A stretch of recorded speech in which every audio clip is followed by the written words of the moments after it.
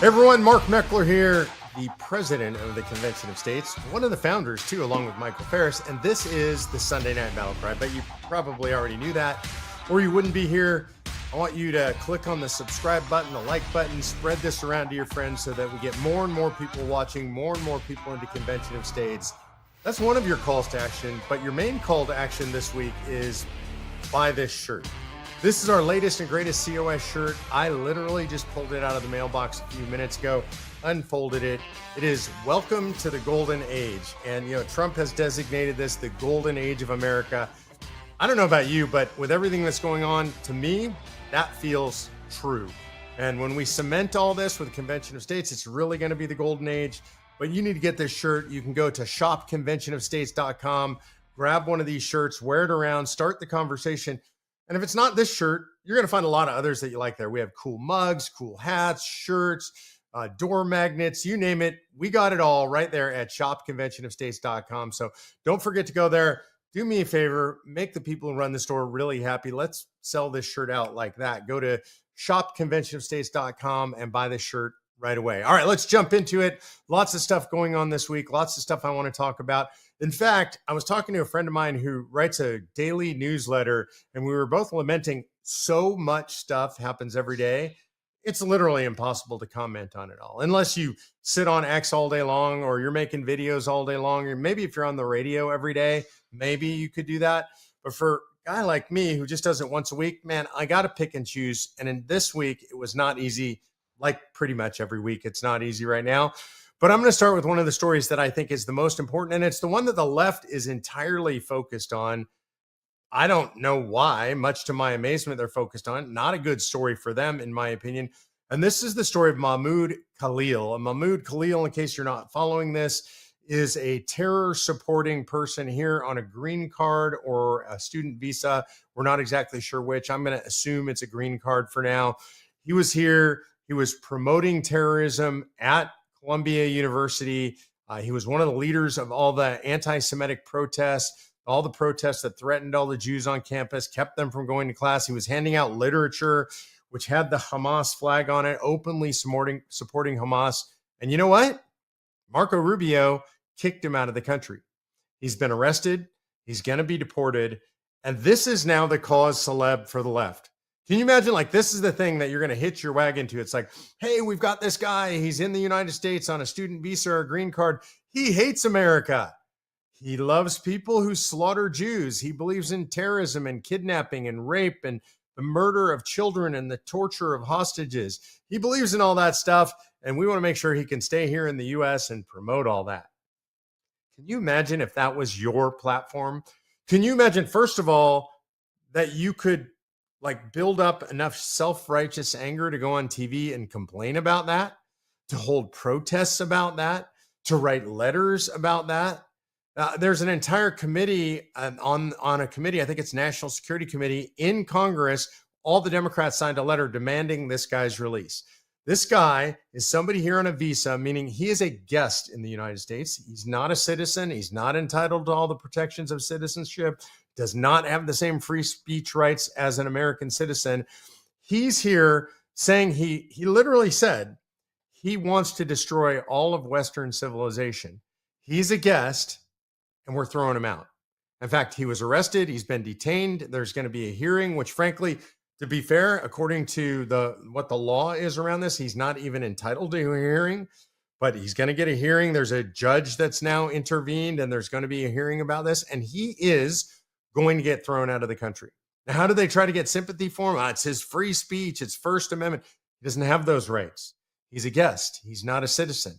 So what do? They march out his wife, or a statement from his wife saying, oh, it's so bad. They've kidnapped my husband.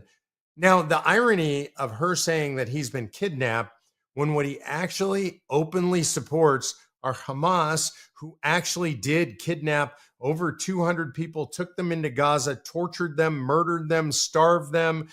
Ultimately, a bunch of them came back in caskets at best. They're still holding them, by the way, including an American citizen. They're holding an American citizen. And this is who Mahmoud Khalil is in support of. And the Democrats are in support of him. This is what they've decided to unify around. It's absolutely incredible. I believe, and the polling shows most Americans are in favor of sending this guy home. Now, here's some good news that comes out of this. We now have videotape of some of these terror supporting people who are on student visas crossing the border into Canada. Fox News showed one of these leaders. It was Griff Jenkins, showed one of these leaders. Griff's not the terrorist, he's the Fox News reporter, showing one of these terror supporting leaders on the campus of Columbia crossing the border into Canada, self-deporting into Canada. And you got to love that. That's the good news, is they're starting to flee the country. Colombia has now been deprived of $400 million in federal funds that President Trump immediately stopped until Colombia gets its house in order. And if you haven't seen it, there was a great letter issued by the administration, the Trump administration, telling Colombia all the things that they had to do in order to get their house in order to restore any of that funding. There is also apparently an uprising going on the campus there at Columbia, because most of the people getting these grants are in the STEM fields, right? So it's medical research, scientific research, stuff like that. And those are mostly not the professors and not the students involved in all of this madness on campus, all this anti-Semitism and violence and property destruction. And so there's a war between the STEM professors and the liberal arts professors who are helping to foment all of this stuff. I have a feeling some of those liberal arts professors are going to get arrested as well. But the only result that's going to come out of this at Columbia is hopefully it's going to be better.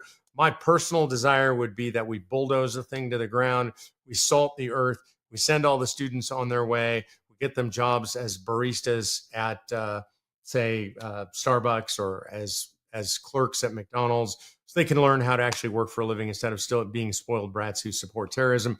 Okay, so my fantasy's not going to come true, but Columbia is going to be brought to heel, as are many other universities that got similar letters from the administration.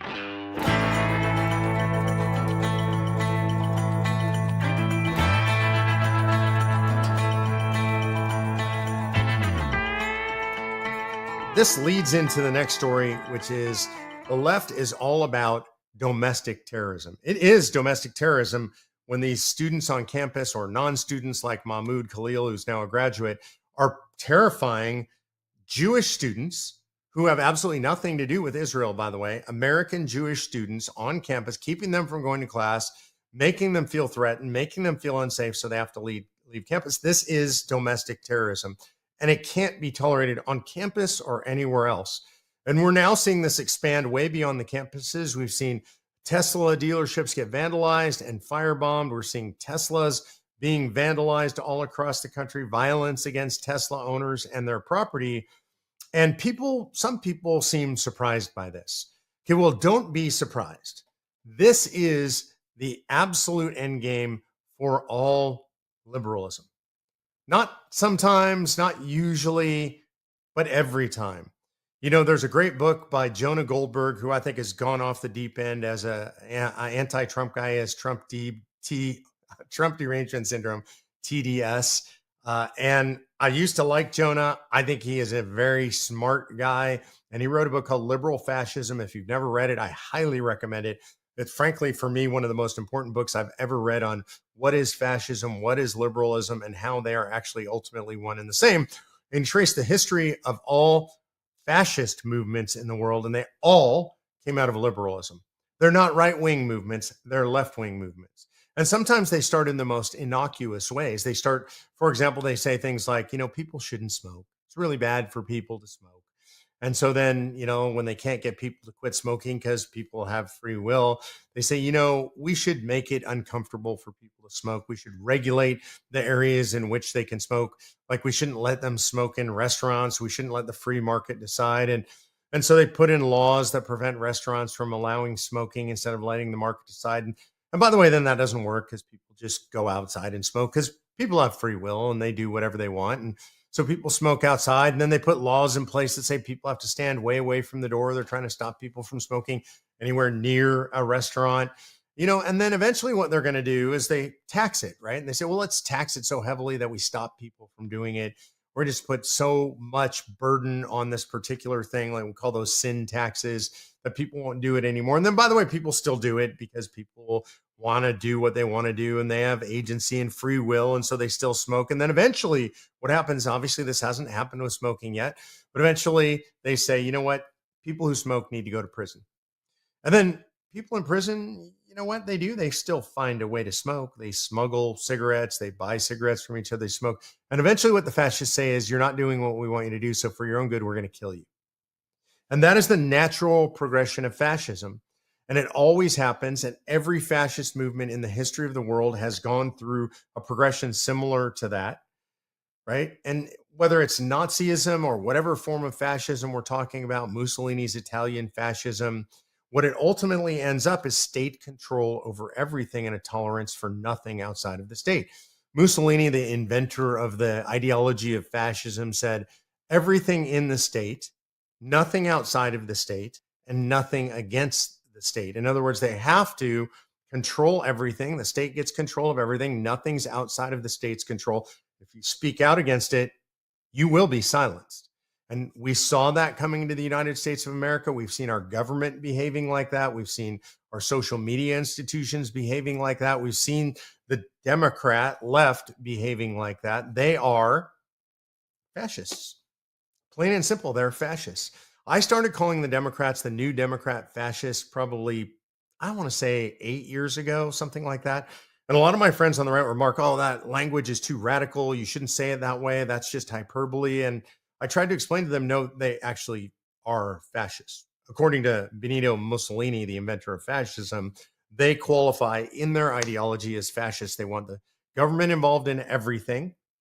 They want nothing outside the purview of the government. The government gets to decide everything, and they want to silence you if you're against the government. You're not allowed to speak against the government. So today, I would say that the Democrats who are committing this violence, it's just in the line of fascism. It's what they do. It's what they're going to do. Thank God Donald Trump said he would declare them as domestic terrorists, and they should be charged under domestic terrorism laws. This is not simple vandalism. What does it mean to be a terrorist? A terrorist is somebody who uses violent means to impose terror for the accomplishment of political ends. That's exactly what all these people are doing right now. It cannot and it will not be tolerated. I'm glad that President Trump is pushing down. By the way, for those who are attacking Teslas and attacking Tesla dealerships, Teslas have the most amazing security system. They have a 360 review, cameras around the car all the time. They're filming all the time. And so those people will be identified. By the way, they're high definition cameras. Their faces will be seen. Their cars will be seen. They will be identified. They will be arrested and they will be thrown in jail. You might have seen Winston and Doc just came flying in and out. If Doc comes back in, I will do my best to pick him up and put him in my lap. But I think he's over 80 pounds. I got to weigh him in tonight. I haven't weighed him in, but Sunday is my weigh day. But I'm guessing he's over 80 pounds. Last time I weighed him last week, he was 77 pounds. Hey, Winston, go get your little brother. Winston's here. He's very cooperative. I don't know where Doc is. Doc, come on, buddy. We'll see if we can get Doc here and we'll throw him up in my lap before we go to the next door. Doc, come here, buddy. Come here. Come here, Doc. Come here. Come here, buddy. Come here. Come over here and say hello to everybody.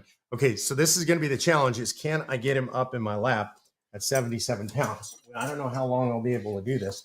Let's try. Oh, here we go. There we go. There's Doc. I'm guessing 80 pounds by now. Probably bigger than most people's mid-sized dogs. He's just 5 months old. That's it. He's going to be... All right, Doc. You can go cause trouble somewhere else.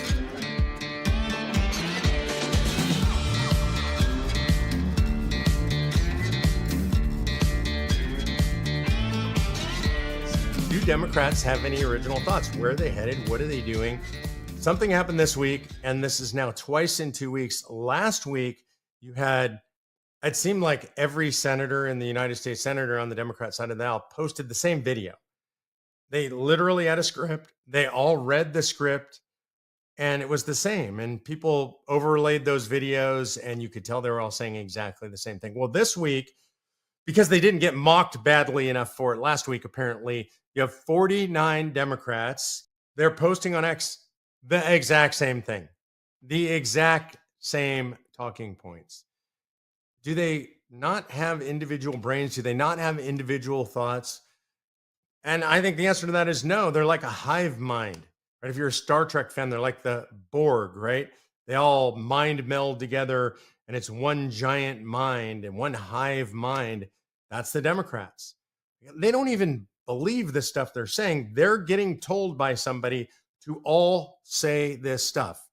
And we're onto it. It's so obvious. I think part of what's happening is AI. People who use AI to scan this stuff are picking up on it. It's easy. You think the Democrats would get this and they would stop doing it, but no. And by the way, we're not going to stop mocking them for it either. Again, speaking of Democrats, and God, there's just so much speaking of Democrats here today. I'm going to be nauseous by the time we're done. This one makes me particularly nauseous because this is about Gavin Newsom, the disgusting governor of California who destroyed San Francisco, destroyed California, and now he's running for president. He hasn't said he's running for president, but everything he's doing is indicating he's running for president, and he is willing to do anything and say anything to be president. Let's remember that he was the most leftist mayor that San Francisco had ever seen. He's the most leftist governor that California has ever seen. And now he has a podcast. And his first guest on the podcast was Charlie Kirk. And I thought Charlie did a good job. There are a lot of people who are angry with Charlie for being on the podcast, and they shouldn't have gone on. I don't blame Charlie for going on. And he was willing to spar with Gavin Newsom. And one of the interesting things that happened was that Gavin Newsom got called out on the idea of men and women's sports. Charlie called him out directly on it, told him he should, is he willing to distance himself from it? Unbelievably, Gavin Newsom said, yeah, it's, I totally agree with you on that. It's fundamentally unfair. And it created a firestorm. Like the people on the left went crazy over this, that Gavin Newsom was willing to say it's unfair for men to be in women's sports, for boys to be in girls' sports. Why did he do that? I mean, this is a guy who supported this. This is a guy who signed the bill giving access, men getting access to women's spaces in California. This is the guy who's totally supported everything transgender in California. Why would he do that?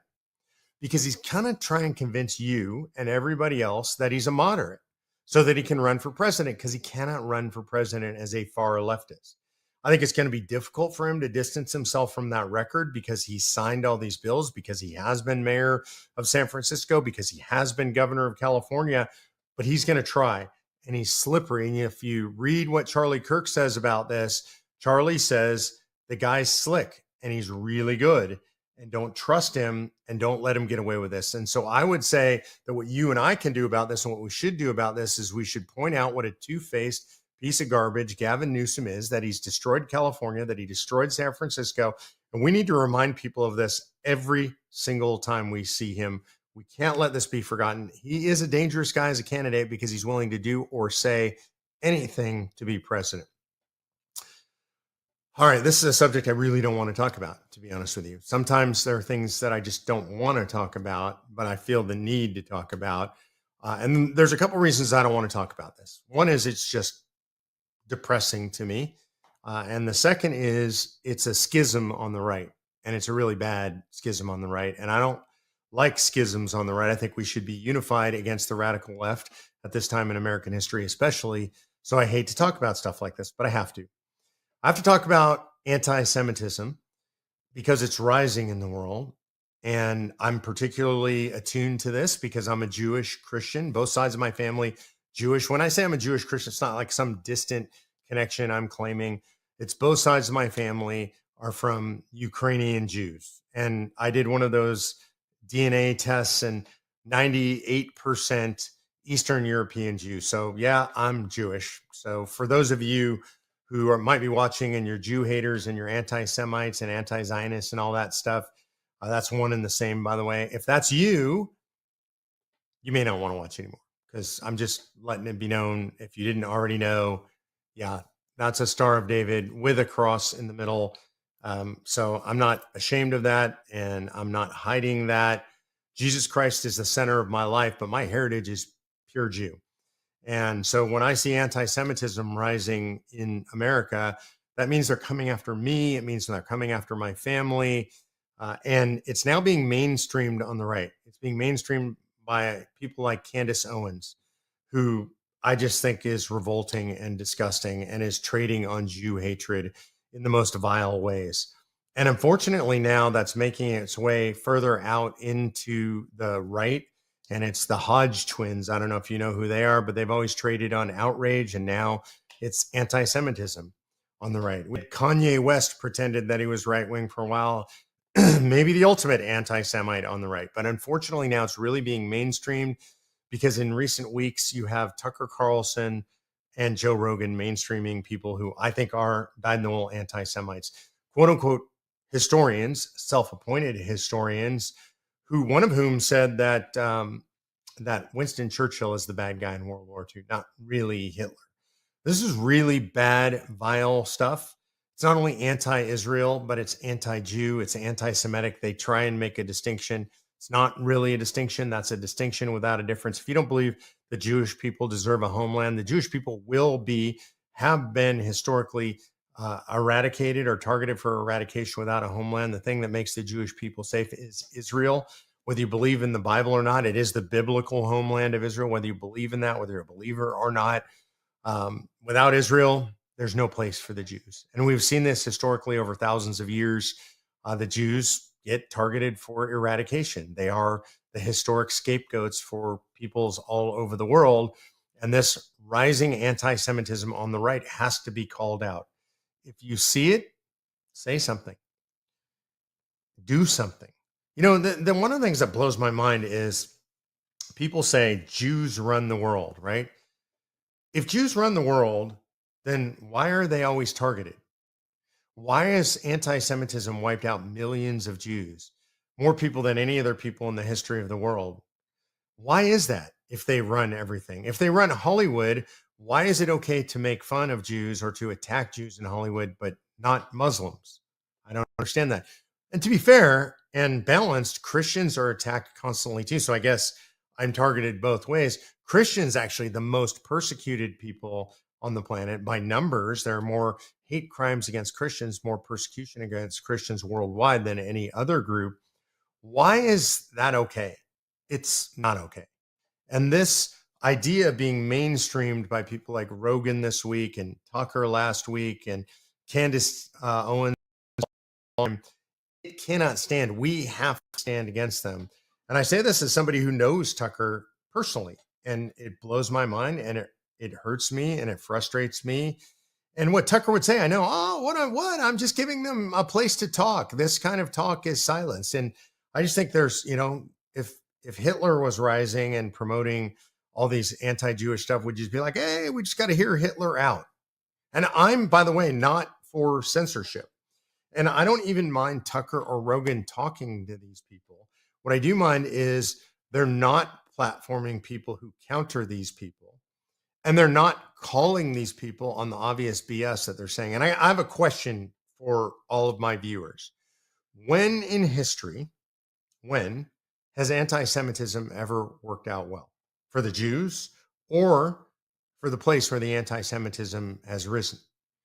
If you look at the Middle East, which is the most anti-Semitic place on the planet, Jews have been chased out of virtually every country, almost entirely, except for a handful of every Arab country. How are those countries doing? To be fair, they're doing terribly. There are no civil rights. There's no freedom of religion. Women are not free to be individual human beings with agency. Most of the people in a lot of those places live in poverty.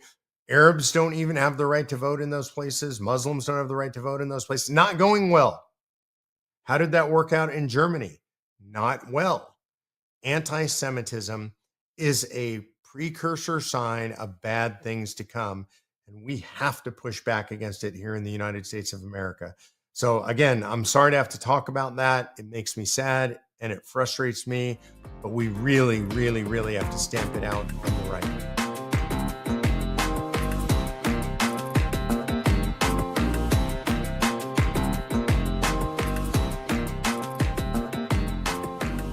All right, let's switch to another subject, which is tariffs. And let's have a little bit of honest talk about tariffs and what tariffs really are, how they work, what they do, and what President Trump is doing with tariffs. Number one, tariffs are merely a tax on goods entering our country or any other country, right? And that tax, let's be real, is passed on to consumers, right? It's not something that's paid by a foreign company that doesn't end up getting passed on. Like all taxes, it ends up getting passed on to consumers, meaning you're going to pay higher prices for those goods.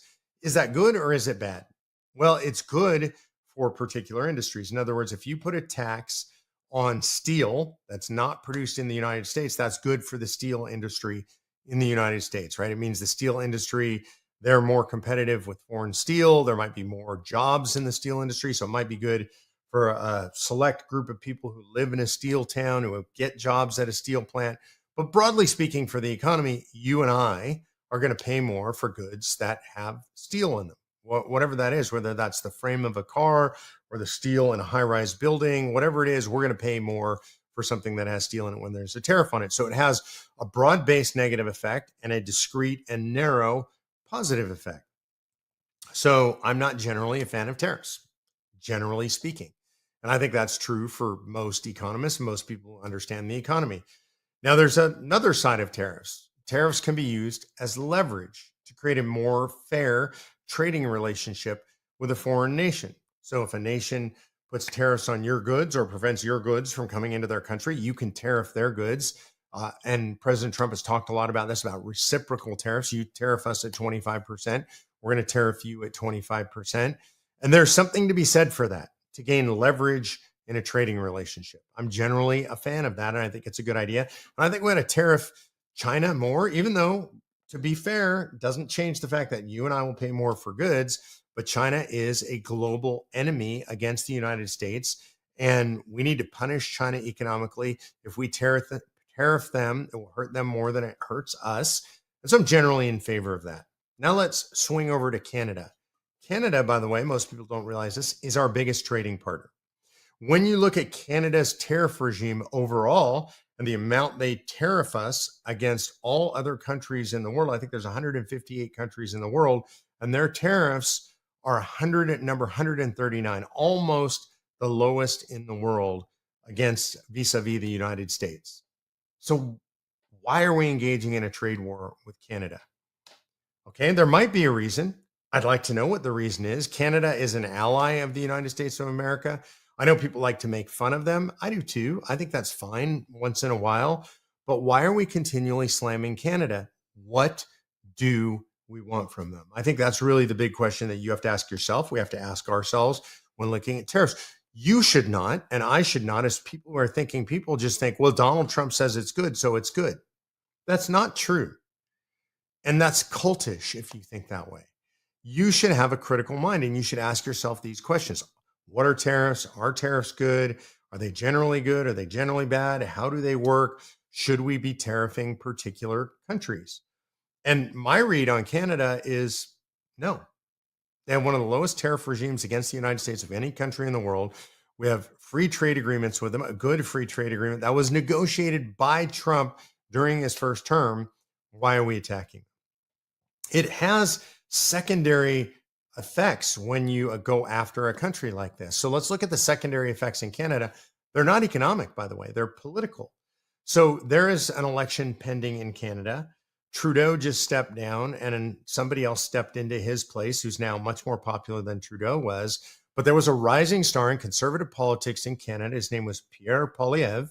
And Pierre Poilievre was very much in the MAGA mold, much more conservative than their party that's in power now, than the new guy that's in power now, than Trudeau.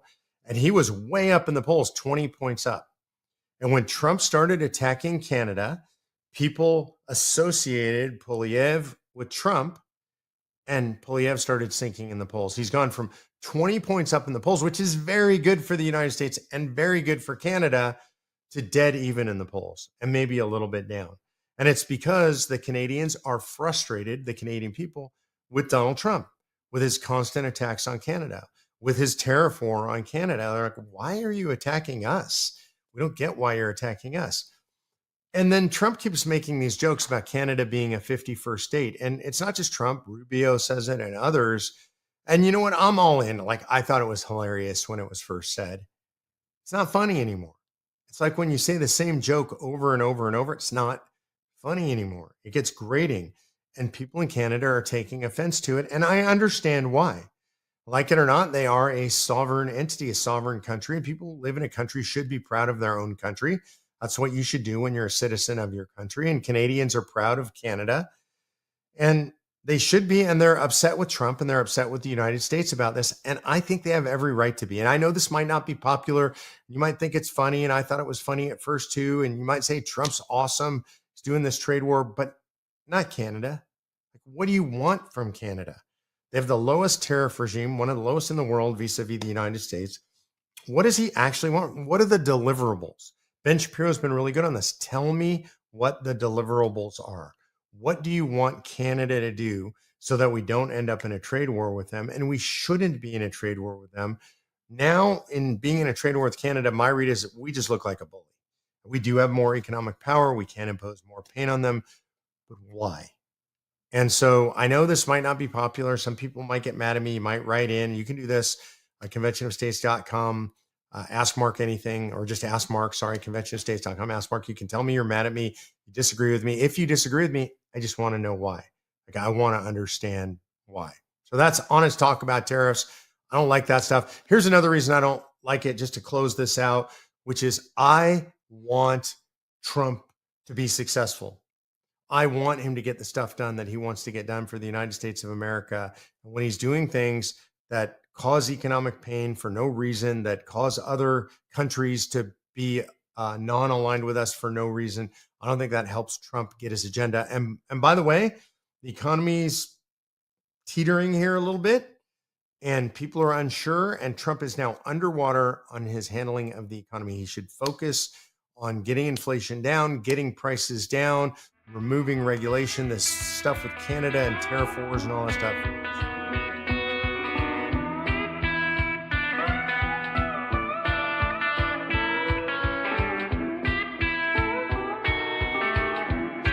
All right, last week in COS, I went to Florida. I was in Tallahassee, which was great being with the grassroots there. Thank you guys for being such great hosts, showing me around the legislature. That's a cool legislature. I love that place. The building doesn't look great from the outside. My favorite feature, there's an observation deck on the top of the tower. It's all glass. You can see all over Florida from there. Our team went up there, prayed, watched the sunrise. Beautiful thing to see there in Florida. So that was a great time. Then I went to Arkansas. I was at the Capitol in Little Rock. Great team there. Great to be with you guys, sit with you, talk about what's going right, what's going wrong in Arkansas, trying to figure out how I can help. I think that Arkansas team is going to be a team to watch as we move into 2026. There's great leadership there. I think it's going to be a fast-growing team. Next week, I'm going to be in Alabama. I'll be at the state capitol, and I think that's on Wednesday at 8:30 a.m. If you get a chance to come to the state capitol with me, I would love to see you guys there. And then Rick Santorum, I believe, is going to be in the Montana legislature. So there is a lot going on last week, this week. I'm traveling pretty much every week. So is Rick Santorum. So we're here for you. We're going to get out in the field. We're going to see you. And I love to hang out with you. By the way, again, I started with this. Make sure you hit that like button, subscribe, share this with a friend. Go to the store, shopconventionestates.com, buy this cool Golden Age t-shirt. Hopefully you'll like it as much as I do. A lot of new stuff there. You can check it out. Sign our open letter to Trump, trying to get Trump to support Convention of States. Go to conventionofstates.com, Trump for conventionofstates.com/Trump. And you can always ask me questions or tell me that I really made you angry by going to conventionofstates.com/askmark. I will read it, even if you're angry with me, even if you disagree with me, I will read it. All right. So speaking of Ask Mark Anything, let's do our Q&A. First question from Mark White in Hawaii. Doesn't the Democrat Party's Street Fighter video illustrate the problem with Congress today? The problem is that liberal Congress members no longer represent their district's constituents, but instead are now supposed to be fighting for an even more centralized government. So if you haven't seen this, maybe producer G can drop a quick clip of this in. I can describe it for you. There is a video game apparently named Street Fighter. And in the Street Fighter video game, when you're choosing who's going to be your fighter that you're going to play in a first-person character, these fighters, when you click on them, drop on the screen. And they kind of bounce in and hold their fists up like this. Well, I don't know who told the Democrats this was a good idea because it was hilarious. They were mocked mercilessly for it.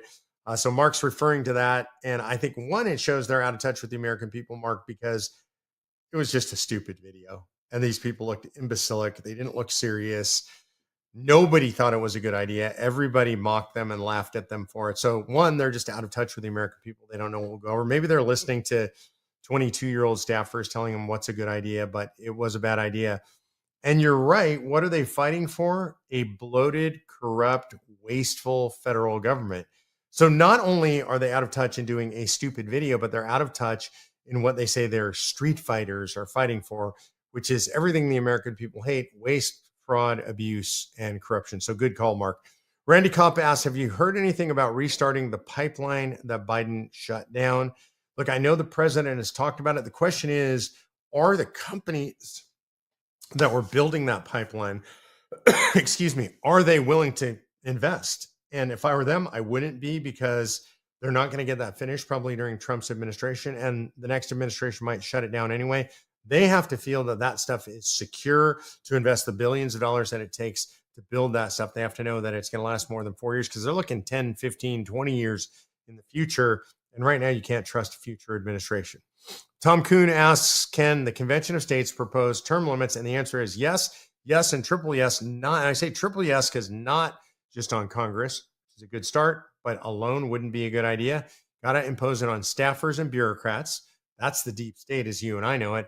And then I would say impose it on federal judges as well. So that's a triple yes, yes, yes. All right, that's all we got for this week. Thanks for your tolerance with Doc in the lap and Winston and Doc playing around in the background. Remember, shop conventionstates.com. Buy the shirt, Golden Age. Welcome to the Golden Age. It's here now. You need to have this shirt. Buy the other swag that's there. Click on like and subscribe and spread this around to your friends. God bless you, and we'll see you next week on the BattleCry.